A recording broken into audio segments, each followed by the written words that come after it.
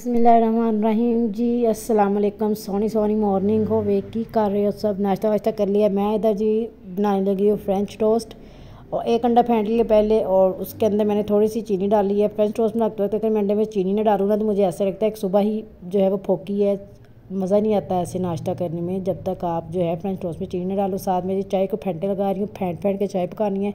चाय को फेंट के ना पकाए तो चाय की चूसनी आती है। 1 चम्मच से भी कम ऑयल डाला है मैंने तवे के ऊपर, अच्छी तरह कंजूसों की तरह उसको ऊपर मल लिया है। उसके ऊपर जी मैंने फ्रेंच टोस्ट डाले हैं और ये देखिए जी इसको मैंने हल्के ब्राउन होने तक जो है तल लेने हैं। अपना ही मज़ा है ऐसे तल के खाने में भी, कि बहुत ज़्यादा मोटी नहीं है, हम पतले पतले हैं, फिर भी हम जो है ना कभी कभार ऐसा नाश्ता कर लेते होते हैं। मतलब कभी कभार नहीं, हर दूसरे तीसरे दिन फ्रेंच टोस्ट ऐसे हम बना लेते हैं साथ, वरना रेगुलर में हम जो है ब्रेड के साथ फ्राइड एग ही लेते हैं। और इधर जी चाय जो है वो मैंने दूसरी साइड पर रखी हुई थी, वो पक गई है। चूल्हा बंद कर दिया। उसको मैं पहले मग्गे में छानूंगी, उसके बाद कप में डालूंगी, क्योंकि थोड़ी थोड़ी कप में डालने का मज़ा नहीं है। जो ज़्यादा जो है ऐसे पून के अगर आप डालेंगे तो वो ज़्यादा ईजी भी रहता है और गिरती भी नहीं है, और मग्गे में आप जल्दी इसको कप में भी डाल लेते हैं। और साथ जी इधर जो है फ्रेंच टोस्ट भी तैयार हो चुके हैं। मैं जो है वो फ्रेंच टोस्ट रेडी कर रही थी और आशा जी वो चाय पुन रही थी। और जी ये नाश्ता होने वाला। उसके बाद जी मैं आज आपसे अपनी जो थोड़ा सा शेड्यूल शेयर करूँ वो ये कि आज मैंने चूल्हा साफ़ करना जो कि बहुत गंदा है। उससे पहले यहाँ मैं आपको बताऊँ, आज हमारे साथ एक प्रैंक हो गया। प्रैंक क्या हो गया आज इधर आगे चल के बताती हूँ आपको। ये फलियाँ सुसर जी ने भेजी वो पकानी है, पहले निकालनी है। इधर प्रैंक ये हुआ जी, हमने चीनी जो है डालनी भूल के चाय में अंदर, फिर 1 चम्मच डाल ली है, फिर दूसरी चम्मच डाल ली है। वो हिला के भाई चीनी पूरी नहीं हो रही थी, फिर भर के 2-3 चम्मच और डाले हैं, फिर जाके चाय जो में चीनी पूरी हुई है। लेकिन इस तरह अगर आप चाय में चीनी डालते हैं ना तो कसम से ज़रा मज़ा नहीं आता। मैंने तो आधी पी के आधी मीरा के फीडर में डाल दी थी। और पता नहीं, मैं कहती हूँ मीरों का भी अपने शोशे हैं, वो कैसे इस तरह से पानी और वो टी पैक डाल कर इस तरह से चीनी मिक्स करके पी लेते हैं। भाई हमसे तो नहीं पी जाती जब तक हम चाय को फेंटे लगा के ना फेंटे। इधर जी हम फलियाँ निकाल रहे थे, और तोबा या अल्लाह, किलो फलियाँ मैं कहती हूँ कट के अंगूठे दर्द करने लग पे। ऊपर फलियाँ मुक्कन का नाम नहीं सी लै रही, कितों 10 बजे बैठे सन 12:30 बज गए सी।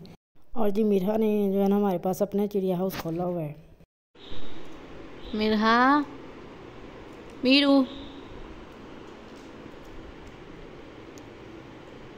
बेबी। करने के बाद जी फटाफट कमर कसी है और मैं आई हूँ किचन में। और ये चूल्हे की हालत देख लें आप, सोने पे सुहागा हुआ कि पहले एक चूल्हे में जो ज़्यादा जला हुआ उस पर रात को चाय गिर गई थी, वो जली है। दूसरी वाली चूल्हे में जो है मैं मिरहा का दूध बॉयल कर रही थी, वो गिर गया है। चूल्हा जो है वो सड़ मर गया है, वो भी जो है ना सड़ गया कस्मे रिश्तेदारों की तरह।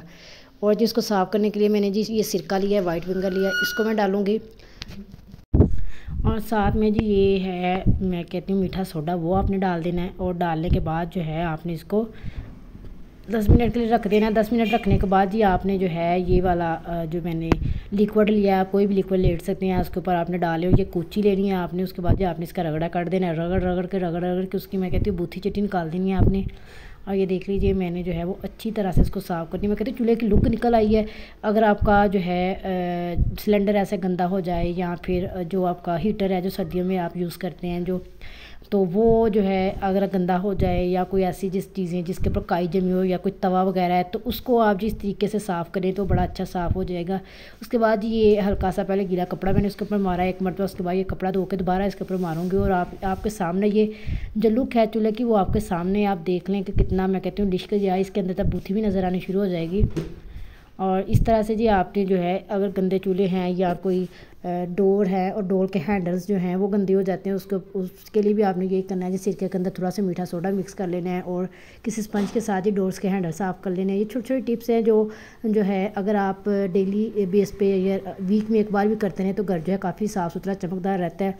और ये चूल्हा देख लें आप कैसा मैं कहती हूँ चमक गया है, लिश्क गया है। आप देखिए कितना प्यारा लग रहा है, और इतना प्यारा लग रहा है कि अब इसके ऊपर भी कुछ पकाने को भी दिल नहीं करना सारा दिन। मेरे तो ऐसे ही हूँ, अगर कोई चीज़ अच्छी साफ़ हो जाए मेरा वो दोबारा यूज़ करने को दिल ही नहीं करता। लेकिन खैर चलते हैं जी दूसरी तरफ। इधर साथ में जी जो है ज़रा करीब से लुक देख ले। और साथ में जी इधर मैंने खाना बनाना शुरू कर दिया है, और जी फलियाँ निकल गई थी, आलू शालू काटने हैं। आशा ने जो है वो खाना बनाना था और मैं उसकी हेल्प कर रही हूँ। तो ये इधर खाने की तैयारी हो रही है क्योंकि दोपहर का टाइम है, और जो है दोपहर से पहले हमने ये काम फिनिश करना है। उसके बाद जी होम ट्यूशन वाले बच्चे आ जाने हैं, ऑलमोस्ट खाना रेडी हो रहा है। मैंने सोचा कि पहले जो है मैं साथ ही फटाफट जो है दूसरे चूल्हे पे रोटियां बना लूँ, तो जी रोटियां बनाने लगी हूँ। और रोटियां बनाते वक्त जी आपने जो है रोटी की शक्ल पे नहीं जाना है, उसको आपने देखना है कि भाई वो पकी कितनी प्यारी है, ठीक है। अक्सर जो है मुझे रोटियां नहीं बनानी आती, अक्सर उनके नक्शे बन जाते हैं। क्योंकि मेरी जब शादी हुई थी तो मुझे रोटियां नहीं बनानी आती थी, शादी के बाद ही मैंने बेलने पे सीखी है। क्योंकि मेरी अम्मी होती थी, वो रोटियां पकाती थी, और जब मेरी अम्मी की डेथ हुई है उसके बाद हमारे घर काम वाली थी, वो बनाया करती थी। अगर जब कभी वो नहीं आती थी तो मुश्किल में जब कभी हमें पकानी पड़नी तो पका लेनी। इसके अलावा जो है मेरे अब्बू ज़ाता जो है वो हमें खाना बना के देते होते थे। तो वो बड़ा मतलब कि एक टाइम था, अपने माँ बाप के साथ आपने रहना, उनके हाथ का खाना पीना, वो भी एक अपना ही जायका है। जितना मर्ज़ी आप जायकेदार बना लें, लेकिन आप अपने माँ बाप जैसे जो कुछ ही नहीं कर सकते। तो यहाँ पे जी रोटी जो है वो मैंने बना ली है। अब मेरे बनाने का तरीके पे बिल्कुल नहीं जाना है, ठीक है। और अभी इसको मैं डालने लगी हूँ जी तवे पे। तवा ऑलरेडी गर्म हो चुका है। इसके अलावा जी अगर आपने मेरा यूट्यूब चैनल सब्सक्राइब नहीं किया है तो सब्सक्राइब करके बेल आइकन आपने लाजम प्रेस करना है, और जो है उसको ऑल पे सेट कर लेना है, ताकि हर वीडियो की लिंक आपको मिलती रहे। दूसरी तरफ जी खाना जो है बिल्कुल तैयार हो गया है। आप लोगों का तो पता नहीं, लेकिन मुझे जो है जब मैं फलियाँ या बीन्स बनाती हूँ तो मुझे ये है कि हल्का हल्का उनके अंदर जो शोरबा सा होता है ना वो हो, तो उसके अंदर आलू को मैश करके खाएँ, उसका अपना ही मज़ा है। तो रोटी मैश जो देखिए जी कितनी फुल फुल की बन रही है, ये फुल जो है फूल जाएगी। वाह वाह वाह वाह, बड़ी भूख लगी हुई है तभी ये इतनी बड़ी फूल गई है। मैं कहती फलियाँ निकाल निकाल के वैसे बस हो गई थी आज तो। और जी साथ ही जो है अब दोपहर के खाना खाते हैं। और जब इस तरह की जो है वो फुल्कियाँ रोटियाँ हो और साथ में घर का बना कोई भी सालन हो, तो मैं कहती हूँ कोई भी 5 स्टार होटल जो है वो आपको वो जायका नहीं दे सकता जो ऐसी जो हैं वो नरम गरम रोटियाँ देती हैं।